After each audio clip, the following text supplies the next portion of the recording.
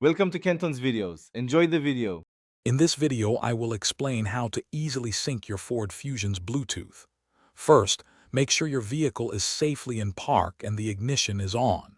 Next, grab your mobile phone and turn on its Bluetooth feature. Then, on your car's dashboard, find and select the Sync System menu.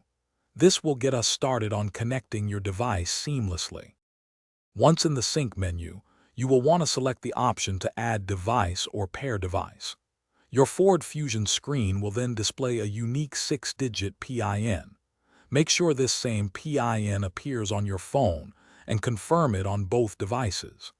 After confirmation, your phone's name should pop up on the sync display, indicating a successful initial connection. With your phone paired, select its name from the list shown on the sync display to connect. The system may then ask for permission to download your phone book and text messages. It is usually best to allow this for full functionality.